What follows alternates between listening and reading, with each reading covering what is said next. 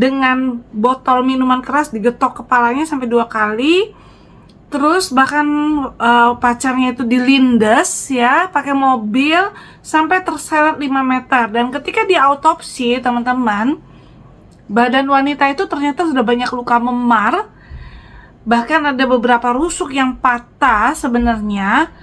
Dan akhirnya yang lebih sadisnya lagi, ketika itu pacarnya lagi meregang nyawa di lapangan, di tempat parkir ya, dia masih sempat videoin sambil ketawa-ketawa.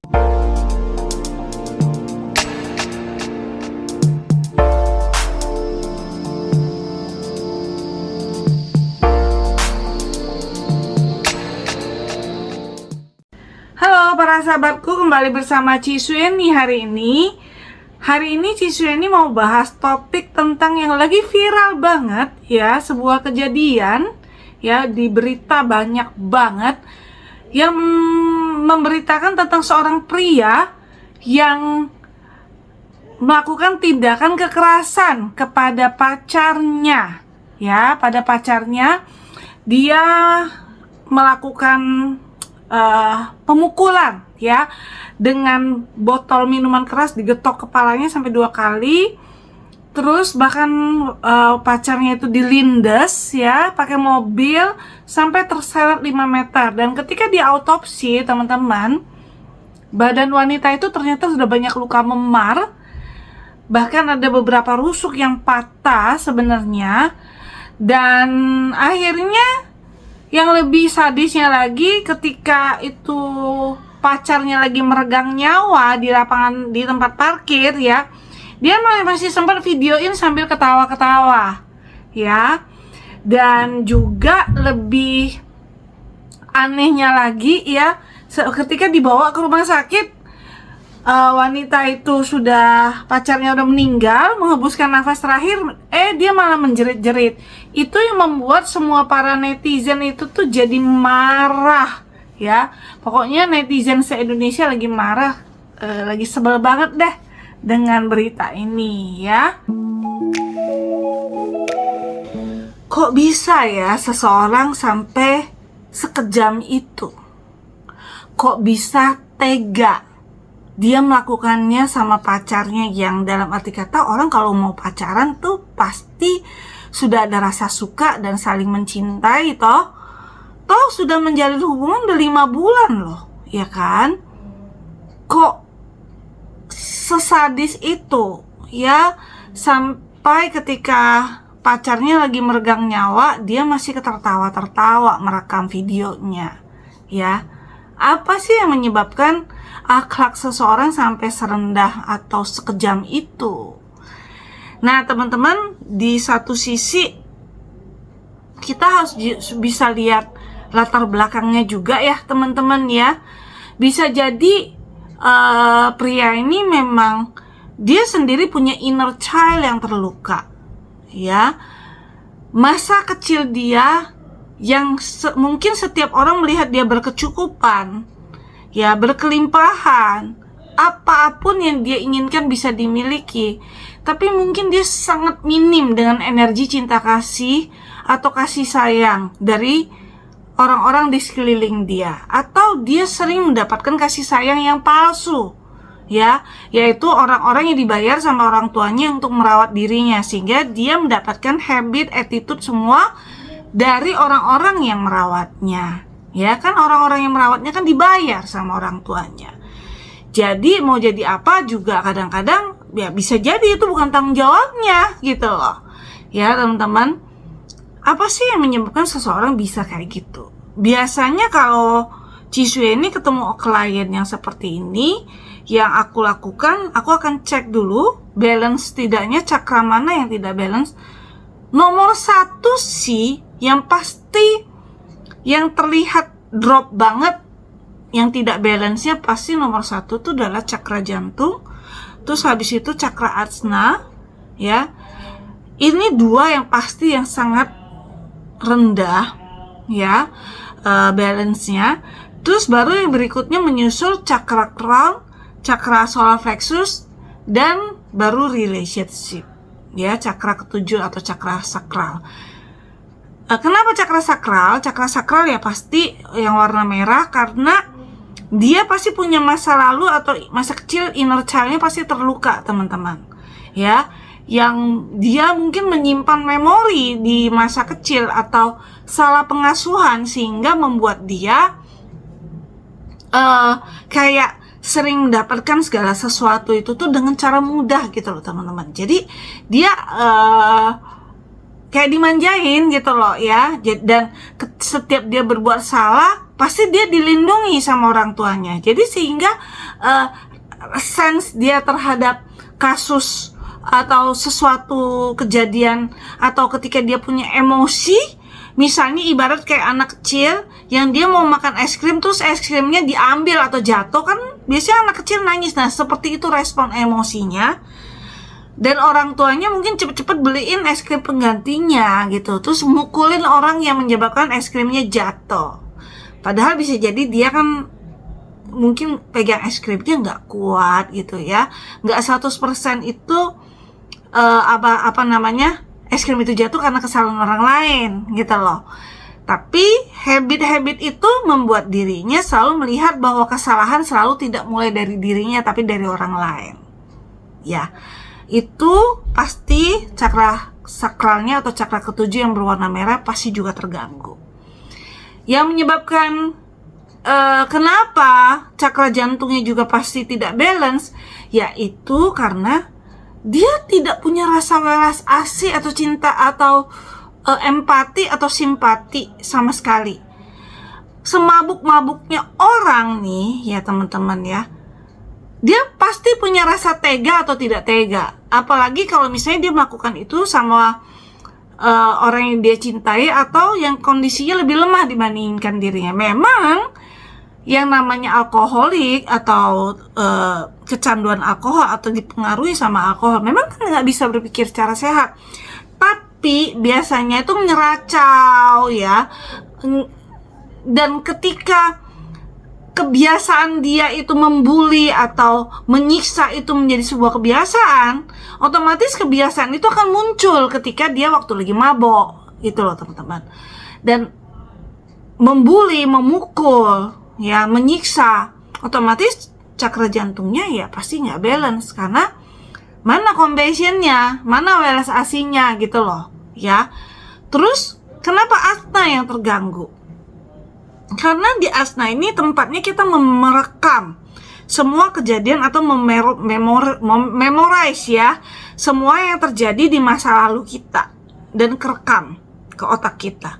Sehingga yang dari sinilah yang menyebabkan kita kan semua kejadian pengalaman dalam hidup kita membuat kita grow up, membuat kita bertumbuh menjadi lebih baik dan lebih bijaksana.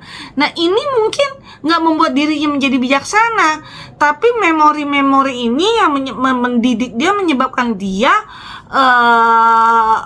lebih ke arah memuaskan egonya. So yang pasti begini, pasti cakra asnanya terganggu. Nah, kenapa crown cakranya juga bisa terganggu, teman-teman? Nggak balance juga? Ya, pasti orang ini tingkat spiritualnya juga pasti rendah, teman-teman, ya. Jadi kayak apa ya, pemahaman dia terhadap ajaran agama, budi pekerti juga pasti minim banget. Sehingga bisa kena kasus.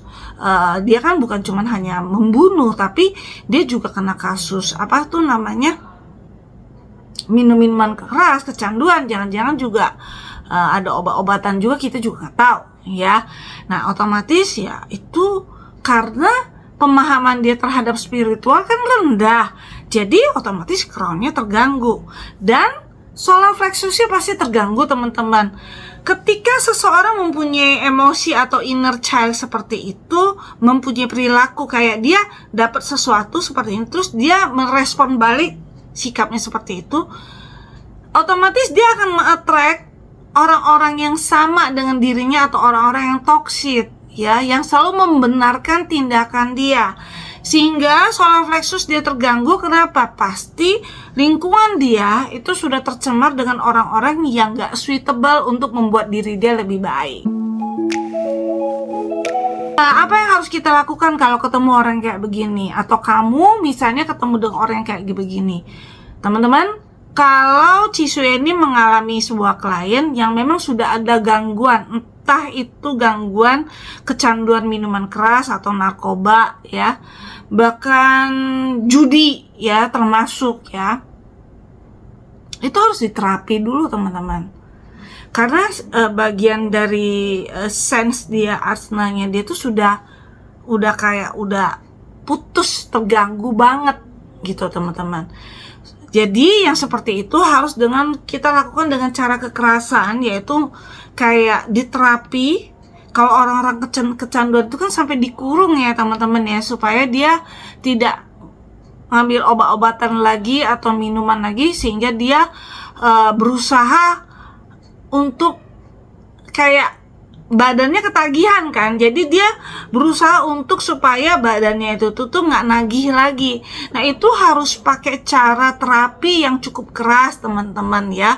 Jadi itu kalau ditanya Cisue ini bisa nggak batu ini atau mandala atau apa bisa bantu nggak, terus energi doa bisa bantu nggak, oh udah nggak bisa teman-teman. Itu benar-benar harus diterapi dulu. Nah setelah diterapi dia hilang rasa kecanduan itu, menjadi pribadi dia yang real, sudah tidak dibawa pengaruh lagi karena efek dari kecanduan itu, otomatis baru bisa kita pelan-pelan kita masukin sebuah energi ya kepada orang itu. Yang pertama mungkin yang harus kita bangkitkan itu adalah energi cinta kasihnya dulu ya. Kita bisa mulai dari batu-batu yang punya energi yang membersihkan pikiran dia dan membangkitkan cinta kasihnya. Energi batu yang sifatnya membantu fokus dalam pikiran dia sehingga asna dia terbangkitkan dan cakra jantungnya kembali aktif kembali ya. Jadi sehingga rasa welas asihnya kembali timbul. Bisa dengan batu, kalau perempuan bisa dengan rose quartz yang lebih lembut ya. Atau kalau misalnya dia sudah benar-benar emosionalnya hebat banget, bisa dibantu dengan smoky quartz ya. Ada beberapa batu cinta kasih yang membangkitkan cakra jantung kita. Rose quartz kayak rhodonite ya, kayak amethyst adalah salah satunya ya, atau smoky quartz ya, atau segala sesuatu yang jenisnya quartz kayak super seven itu juga bisa teman-teman ya. Nah itu ametrin juga bisa, itu bisa banget ngebantu seseorang untuk bisa lebih tenang dan mendapatkan aktivasi cakra jantungnya. Setelah kalau itu dia sudah dapat energinya, sudah lebih tenang, lebih mindful, dan cakra rasa cinta kasih balas asihnya lebih bertumbuh ya teman-teman, dia lebih punya pengendalian diri kan, berarti kan otomatis baru kita bisa bantu bereskan yang lainnya. Salah satunya adalah crown-nya, dia pasti bertumbuh. Karena ketika sebuah cakra jantungnya aktif, dia punya rasa welas asih. Ketika dia ingat punya masalah yang lalu, dia pernah jahat sama siapa, dia pasti menyesal.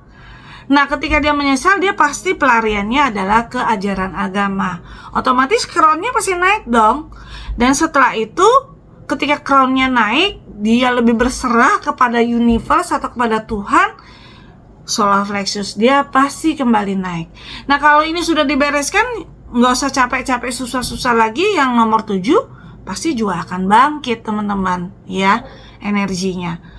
Kok bisa ya seseorang yang begitu cakranya banyak banget ya nggak balance? Bisa teman-teman ya. Dan seseorang tuh tidak paham, tidak tahu kalau dia cakra dirinya tuh sudah nggak balance-nya parah. Dia nggak sadar karena dia merasa bahwa yang beginilah kehidupan dia sehari-hari itu yang benar ya, yang beginilah yang seharusnya terjadi. Jadi teman-teman kalau ketemu masalah atau orang yang seperti itu sekitar Anda, mungkin boleh dicoba. Yang pertama adalah metode dengan batu yang mengundang energi cinta kasih. Yang kedua adalah latihan meditasi senyum yang pernah Cisue ini ajarin di video yang lalu. Bagaimana caranya, terutama untuk cara cari jodoh ya, kalau nggak salah waktu itu Cisue ini ada ajarin. Bagaimana cara kita mengaktifkan cakra jantung kita dengan cara kita melakukan meditasi senyum, teman-teman. Jadi caranya bangun pagi, bangun tidur, jangan pernah mencoba untuk pegang handphone. Singkirkan itu dulu semua, segala sesuatu. Pokoknya handphone tuh jangan dipegang. Kenapa? Kalau kamu pegang handphone, kamu pasti cek chatting segala macam, itu akan mengganggu ya teman-teman ya. Jadi yang pertama, ketika bangun pagi matanya melek, minum segelas air, habis itu langsung duduk aja di pinggir ranjang sambil bersila. Terus tangannya bebas mau kayak gimana, terus tinggal pejamkan mata, tarik nafas panjang dan tersenyum. Praktekkan itu setiap hari ya teman-teman, kira-kira 1 menit aja cukup ya. Nanti teman-teman sekitar habis 1 minggu sampai minggu-minggu berikutnya, bisa jadi dari 1 menit bisa jadi 2 menit, 2 menit bisa sampai 5 menit, bahkan bisa sampai setengah jam. Dan itu rasanya sangat menyenangkan, membuat pikiran Anda lebih tenang, lebih bahagia, dan Anda lebih bisa menerima kondisi apapun yang terjadi dalam hidup Anda saat ini. Ya, teman-teman, itu aja yang bisa Cisueni sharing kali ini. Semoga video ini bermanfaat buat kamu. Dan jangan lupa di subscribe, bunyiin loncengnya. Sampai ketemu lagi di next video. See you, bye.